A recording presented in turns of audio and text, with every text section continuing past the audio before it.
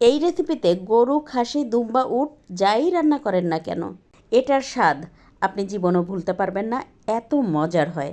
আজকের রান্না করব ফ্রেশ ফ্রেশ মশলা বেটে। তার জন্য শিলপাটায় এই যে পেঁয়াজ, কাঁচামরিচ আর রসুন থেতো করে বেটে নিচ্ছি, সাথে আদা একদম মিহি করে বেটে নেব। এই রেসিপিটি একবার যদি আপনি তৈরি করেন তাহলে বারবার এটা আপনি তৈরি করতে বাধ্য হবেন। এখানে একটা বড় পাত্রে 2 কেজি পরিমাণ গরুর মাংস নিয়েছি, সাথে মশলাটা দিয়ে দেবো। সেই সাথে দিয়ে দেবো গরম মশলা, এলাচ, দারচিনি, লবঙ্গ, তেজপাতা, স্টার অ্যানিস। সেই সাথে দিয়ে দেবো ধনে গুঁড়া, জিরা গুঁড়া, স্বাদমতো লবণ আর 2 টেবিল চামচ পরিমাণ ঘি। তারপর খুব ভালোভাবে মেখে নেব। এবার এর মধ্যে আধা লিটার গরুর দুধ দিয়ে আরও একটু ভালোভাবে মেখে নিয়ে 20 মিনিট রেস্টে রেখে দেব। তারপর চুলার জাল হাই করে 5-6 মিনিট এটা রান্না করে নেব। তারপরে চুলার আঁচ মিডিয়াম রেখে পুরোপুরি সিদ্ধ হওয়া পর্যন্ত অপেক্ষা করব। গরুর মাংসের এই রেসিপিতে ঘি আর গরুর দুধ দেওয়ার কারণে মাংসটা একটুখানি বলক আসার সাথে সাথে কি যে অপূর্ব একটা ঘ্রাণ আসে, আপনি রান্না করলেই বুঝতে পারবেন।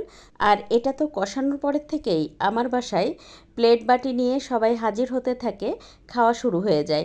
আর রান্না শেষ হওয়া পর্যন্ত দেখা যায় বেশি অর্ধেকটাই শেষ হয়ে গেছে। স্পেশাল দিনে যদি স্পেশাল কোনো রেসিপি করতে চান তাহলে কিন্তু এই রেসিপিটি রাখতেই পারেন।